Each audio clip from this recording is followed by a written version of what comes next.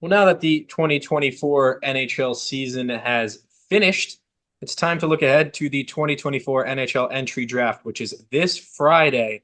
And the New Jersey Devils, with their abysmal finish of the Huh. 10th pick in the upcoming draft, which used to be one of our favorite things to look forward to in the offseason. But now that the team's gotten a little bit better over the past few years, we don't know as much as we used to know. Back then, it used to be all right. Is it Nico or is it Nolan? Is it Jack or is it? I'm not even going to dignify that argument anymore. But now it's a little bit more confusing now that we've got the 10th pick again and we don't know who exactly we're looking at. But luckily for you guys, my partner, Daniel Revane, is a bit of a sicko when it comes to prospects and all this stuff. And he keeps his eyes on it better than I ever could. And I have to hand the reins over to him. So who are we going to be looking for this 10th overall pick if the Devils don't trade it? That is in this upcoming draft, and who else later on could we potentially see become a New Jersey Devil? Well, guys, yeah, we all thought we wouldn't be in this spot, but you know, prospects didn't line up. We didn't make the playoffs, and here we are with the 10th overall pick. I think this process began in the offseason with the draft lottery. I think, you know, we all thought, hey, man, maybe we get that first overall pick magically, like we did with Nico and with the way we did with Jack. And this would have been this the cycle would have been way simpler. We would have had Macklin Celebrini, who's gonna go first overall. I think everybody with a hockey mind knows who Macklin Celebrini is. I'll just touch on him just a bit, just so people know who's going first overall and how good and special a prospect he is. Heading into the season, he was the youngest player in college hockey, 17. He played the whole season as a true freshman, 17-year-old. And what did he do? 38 games, he had 64 points, 32 and 32 for the Boston University Terriers, who went to the Frozen Four. Um, Lost in the semis, but you know, not everybody can win. But as a prospect, won the Hobie Baker, is the youngest Hobie Baker winner ever. It's basically the Heisman Trophy if you watch college football. It's basically MVP if you just watch, hockey or just normal sports. He was the MVP as a Normal 17-year-old. sports. Yeah, normal sports. 17-year-old freshman winning the best player in hockey. You just don't see that. He's the youngest ever. And, San Jose is just going to get a special player in him. Great for their rebuild. And funny enough, I mean, his dad, Rick Celebrini, is one of the medical people, I believe, head of medical for the Golden State Warriors. So he used to play for the San Jose Shark junior team. So I mean, it's a bit of a homecoming. He grew up 40 minutes away from him. So shout out to the Sharks. I've always had a soft spot for the Sharks. So I'm glad they got to keep this first overall pick and kind of expedite this rebuild for them. And did you have any thoughts on Celebrini? Well, I think he represents like I can't I don't want to compare him to any other draft pick because I think that's so unfair to do. I think people did that with McDavid and Matthews and lost sight of the uniqueness between those two guys. But I think Yeah. he's obviously belonging in a conversation of some of the best possible first overall picks over the last few seasons. While I think the San Jose Sharks are a dreadful, dreadful team and for the most part a poorly run organization lately, Yeah. I do think that they kind of have the legs to set up something of a resurgence over the next few years when they draft him, which is all you can ask for out of a first overall pick. You don't necessarily get the right to say we have a generational talent in the player that we pick here, but the San Jose Sharks have that opportunity, and I think Macklin Celebrini is gonna be a guy who hits the ice and is fun to watch off the get. So that's the one that excites me. But as far as goes for me in NHL prospects, after the first overall pick, like most people, that's a roughly as far as my knowledge goes. I'll know a few guys here and there, but can you tell us a little bit more about the next gems of this draft? Yeah, it's a bit of a toss up this year. There's not really solidified guys at two. Artem Levshinov is kind of the guy that Chicago might go with. He's a right-handed shot from Belarus, but he played at Michigan State. He's kind of the guy that's kind of fallen into that two spot. And then after that, it's a toss-up. You got Ivan Demidov, a Russian.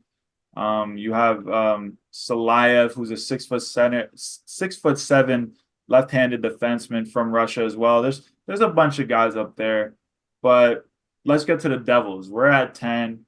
And again, I've said this is a bunch of toss-up. Anybody can go wherever in this top 15 kind of.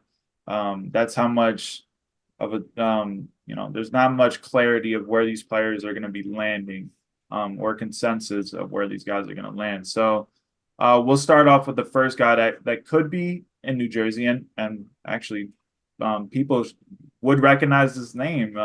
It's Tij Iginla. Everybody knows his father, Jerome Iginla. I mean, this kid shot up the rankings this year.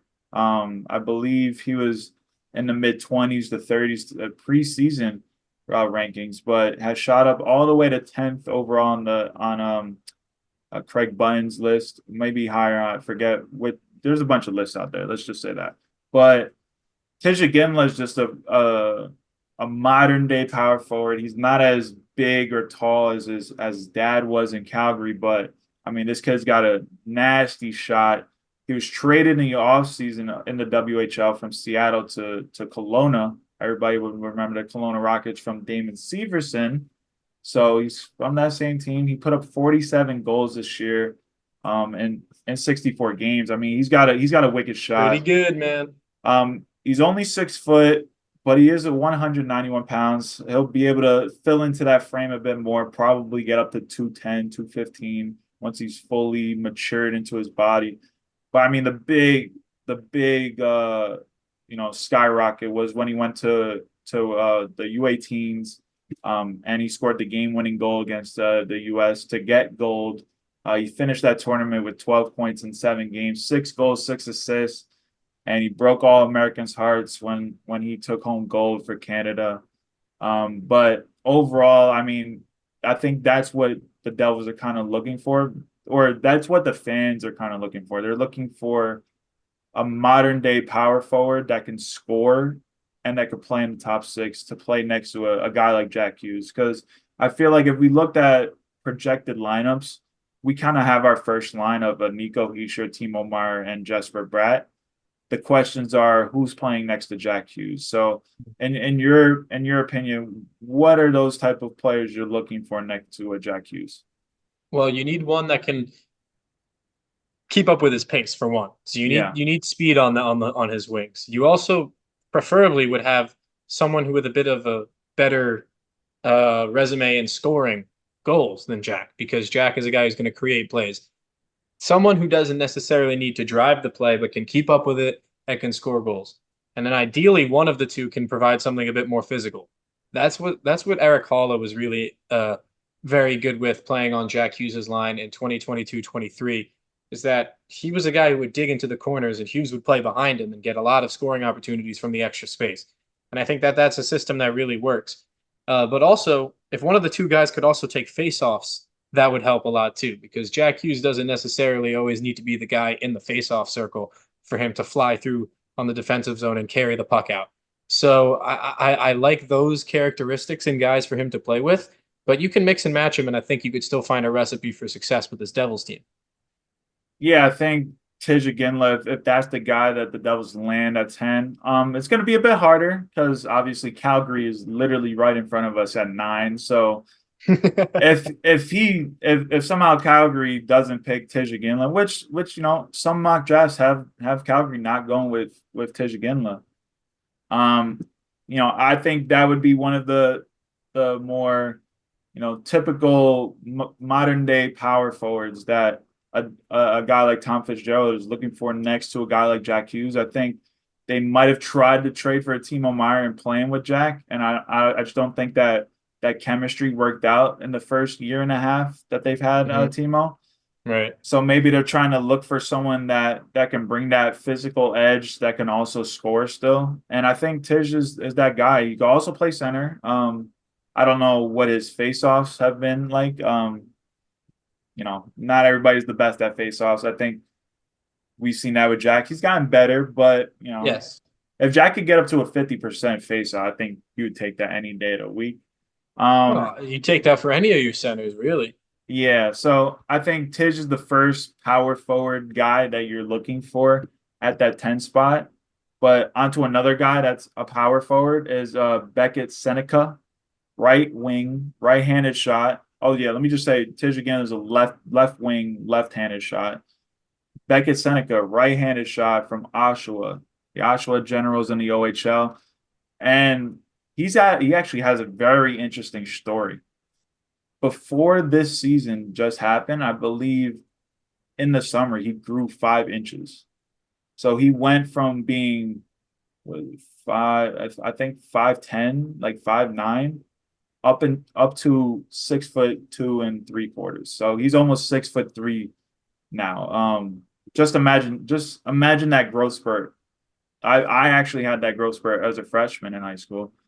I shot up to 6'2" from like 5'7" over one summer. It was Wow. ridiculous. I'm 6'5" now, but like that, those type of growth spurts are crazy, and especially for a hockey player because you're playing 1 year the 5'10", dangler because that's what he was. He's a dangler. He has quick hands, and now you're just 6'3" out of nowhere. So he kind of actually had to relearn how to skate with his new body and he's still only like 185 pounds, but now he's 6'3", and he was actually a bit of a slow starter because obviously with his growth spurt, he's learning how to play on the fly now.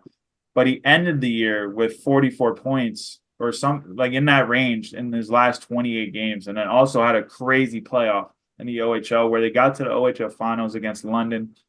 Eventually lost, but in 16 games he put up 22 points, 10 goals. I mean, he was a monster. He's one of the biggest risers overall on the board, and he's another guy that continues to rise to this day. He might not even get to the Devils. Like that's how much his stock has risen. His potential is through the roof. As I said, even now at 6'3", his hands are crazy. They're like if Jack Hughes like grew to like 6'3". Like just imagine Hmm. those type of hands in a 6'3" body. Like maybe they're not like the same, but just like a tier lower. That's the type of player Beckett Seneca is. He tries to beat you with deeks. He always just makes defenders look stupid. His shot's really good. His skating is really good. And when before he grew, the scouting report was he was always getting into those skirmishes along the board. So just him as a 5'10" guy going into the boards, getting dirty. Once he grew, he kind of went away from that a bit. So, once he gets to know his body more, we can see him get that physical snarl back.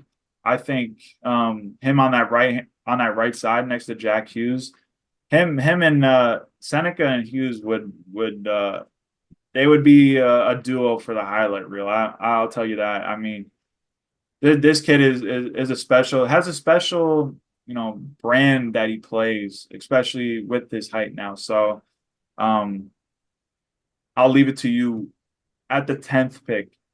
Are you looking is your number one need is are you looking for like a winger that I've been kind of describing like a power forward?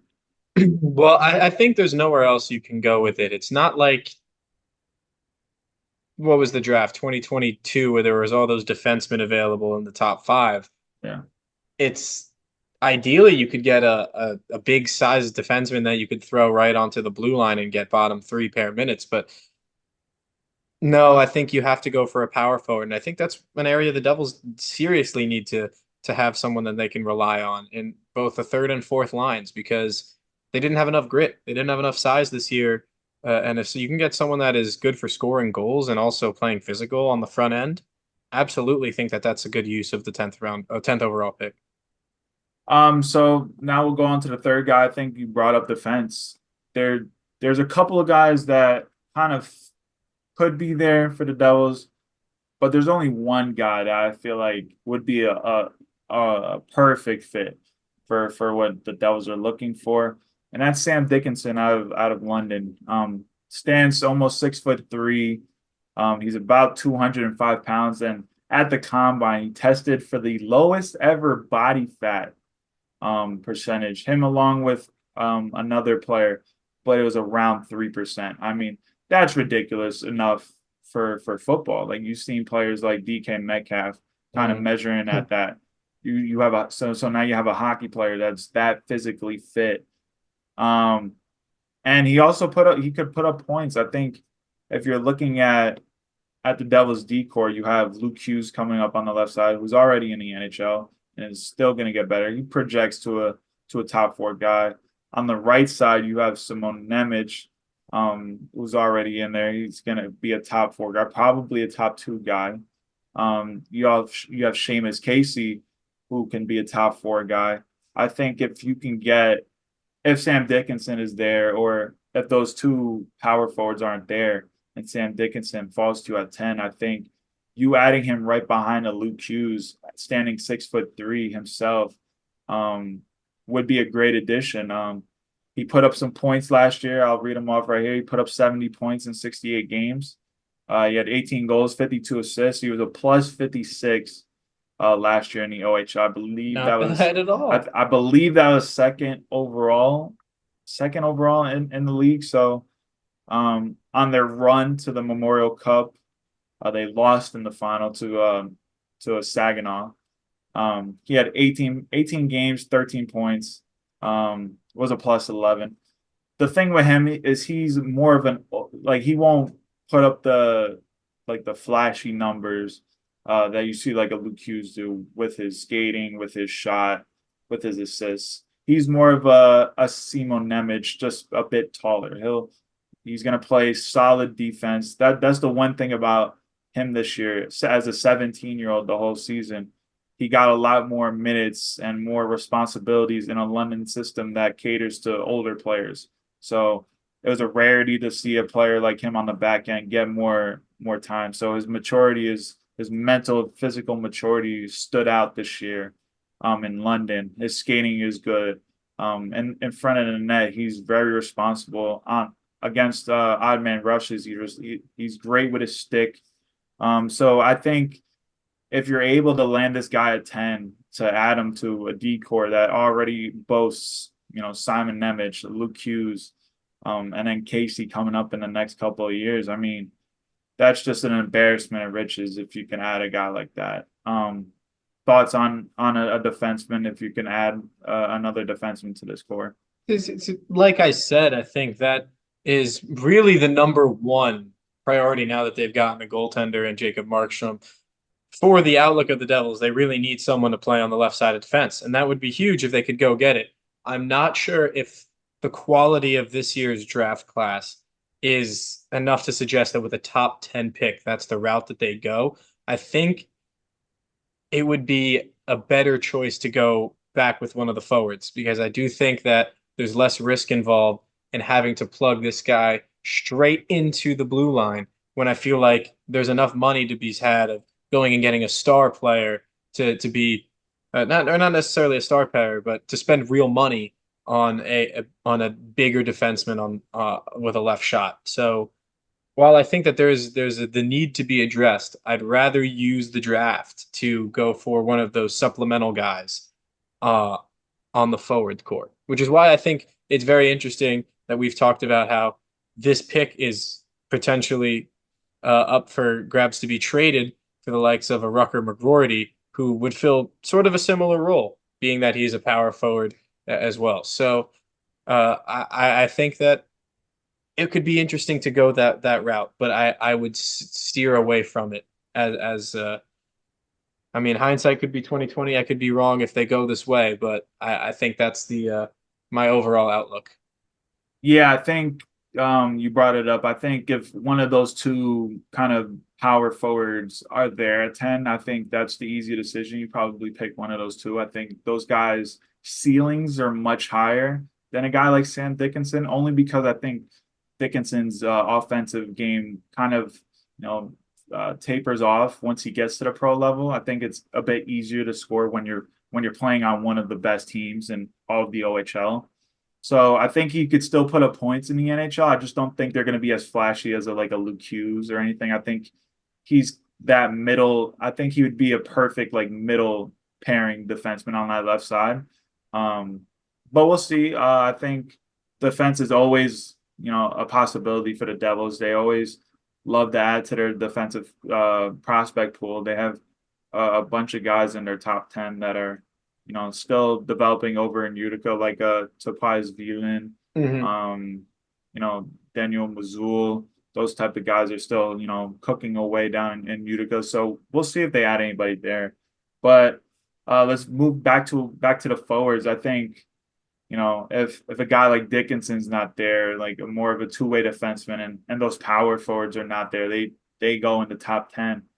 I think you can look at a guy like maybe Consta Helenas. He's a center, but he's a very two-way center. Like he is this year's, I won't say he's got the ceiling as a Alexander Barkov, but over in Finland, he's as close as anybody to Barkov in these last couple of drafts these past decades.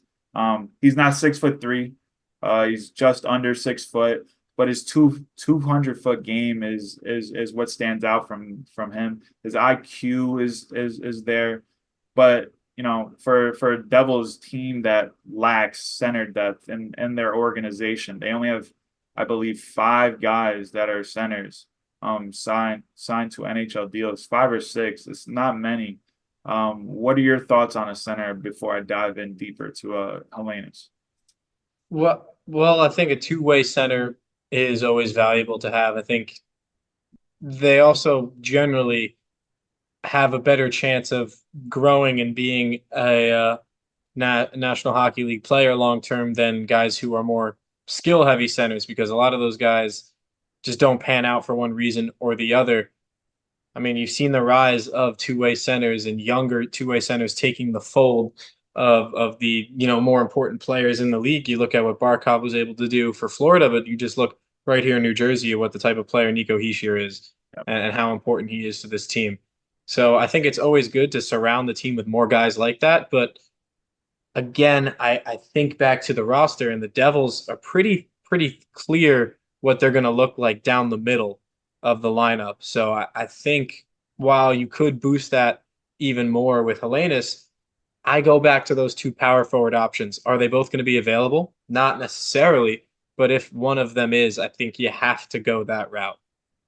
Yeah, I think there's going at center. I think is a fallback plan because Helenas probably is there, and I think if he was just like 1 inch or 1.5 inches tall, I think he's a top 10 guy. Like instantly, I think size does play a part. His offensive game obviously won't be like a Sasha Barkov or a Nico Hischier. He won't put up 80 points most likely in the NHL. I think he could be capped at 60 points.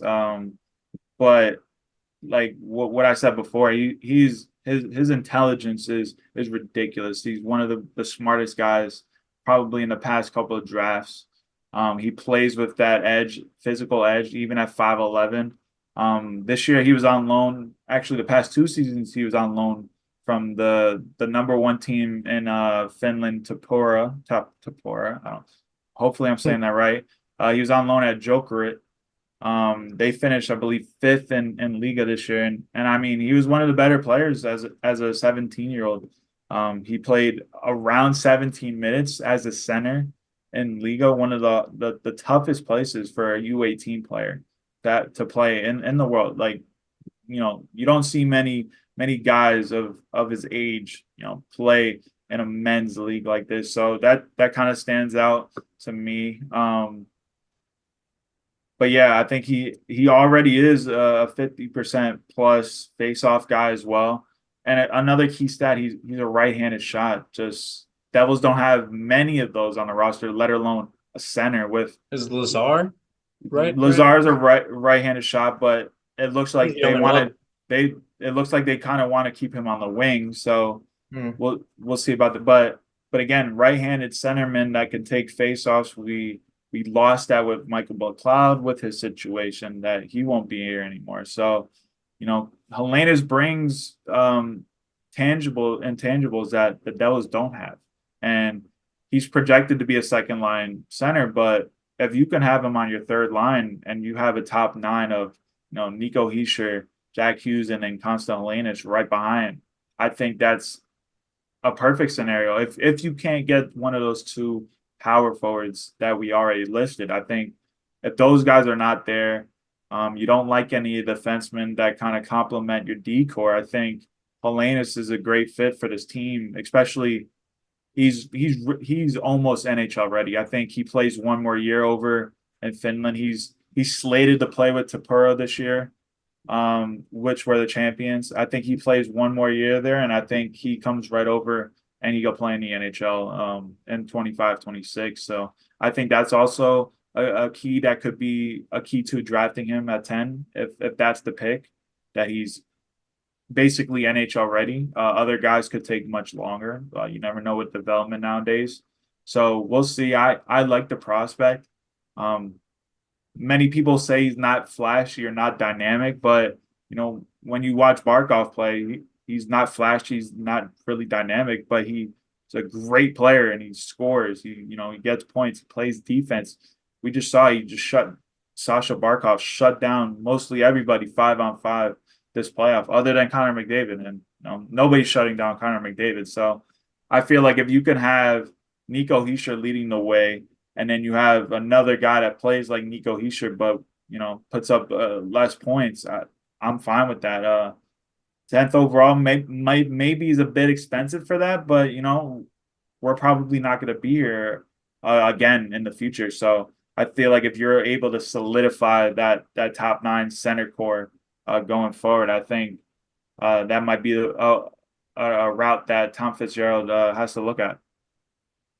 Well,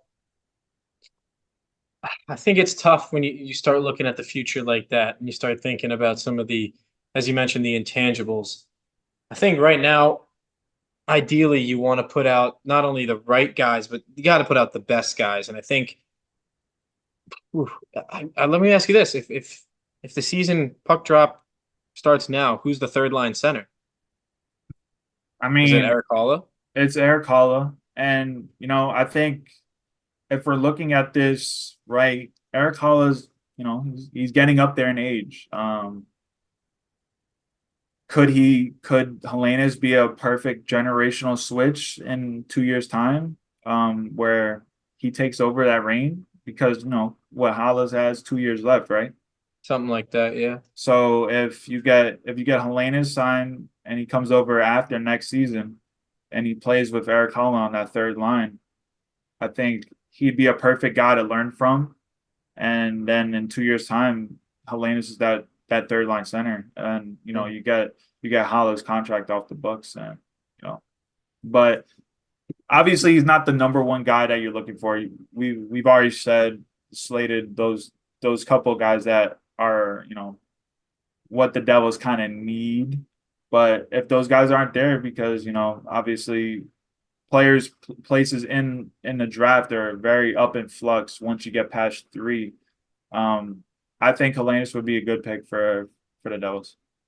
Yeah, when you think of it more and more, it makes sense because while they have the center position figured out for now, they really don't outside of the top two guys into the future. But do you need to be drafting for a third line center when you think about the future? I guess no, even though Helenas could eventually be a second line. But then I don't like that competing for minutes with Hughes or Heishier necessarily. So I still think this is a backup solution. I agree with you in that sense, but again, there's a use for a player like him. But I still feel that the draft pick would best go towards either one of the power forwards available or maybe in a trade for Rucker McGroarty. Yeah. And then I'll bring up one last name before we kind of wrap this up. And if you guys want, you can comment who you think the Devils should go with at 10. I think there's a couple of names that we've already laid out there. There's also other names that, might be a dark horse kind of pick for the Devils. And I'll kind of lay one of those out. Cole Eiserman. I mean, Cole Eiserman coming into the season was the number 2 ranked guy. I think if you started this year and I told you Cole Eiserman is not a top 5 guy, I think you would call me crazy. Um, but the thing is with him is he's the best goal scorer in this draft. No doubt, best goal scorer, no question about it. But scouts this year have kind of not seen the growth in other parts of his game, so they've kind of knocked him for his goal scoring ability, and they've just said he might just be a one-trick pony. What else can he do?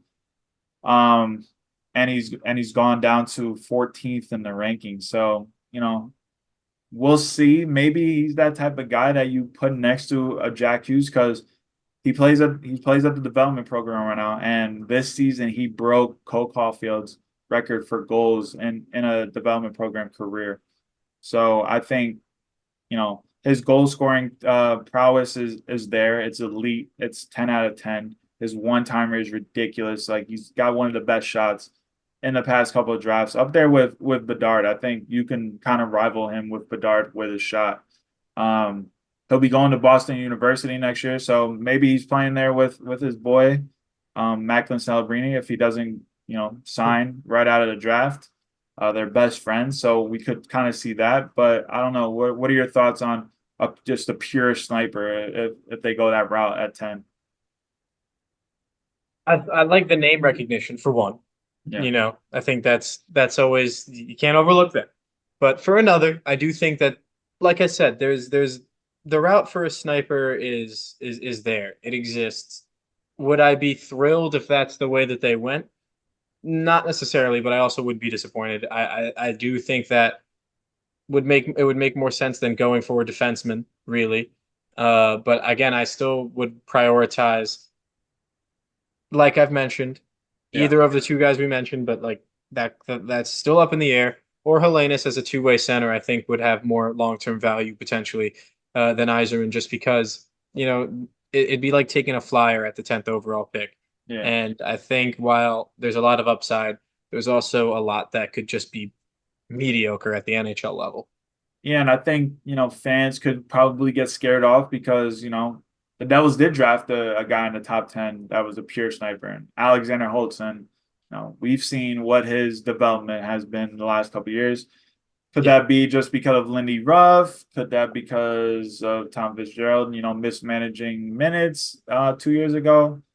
We don't know. Maybe it's Alexander Holtz himself. He's just not developing the right way. But that could be a deterrent for Tom Fitzgerald that maybe he's too similar to Holtz, even though he's a left-handed shot. But yeah, I think those are 5 guys that could be there, and those are the better players that I would want if they were there. I think I would take those four, the first 4 guys that I listed. I think I'd be really happy with if they came away with that.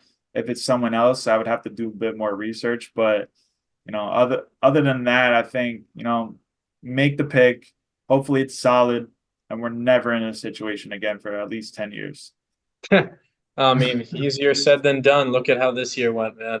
Yeah, yeah, But on behalf of the fans such as myself who don't necessarily have all the ins and outs of what the draft is going to look like and what we should be expecting, what should we be thinking, what should we be analyzing. Thank you very, very much, Dan. You're the resident expert for this stuff, and you laid it out beautifully. So, for any fans who want to know more about the Devils' prospective picks at the NHL draft, I mean, this is your source for it. And if you have any different ideas, of course, go down to the comment section, talk about it. Let us know who we didn't talk about that we should have, or who you think from the guys we did talk about is the route they should go, or should the Devils trade the pick altogether and try to get Rucker yeah, McGroarty over yeah. here? Again, we might not even That, have this that, pick. that might be the So number one option. I mean, I yeah, don't know, but let us know in the comments. That's all the time we have for you here on Puck on the Parkway. It's a big week in Devils hockey and NHL hockey with the season ending. Congrats again to the Florida Panthers yep. for their Stanley Cup championship. For Daniel Rebane, I've been James Burley. Thank you guys so much for joining us on Puck on the Parkway. We will see you next time. See ya.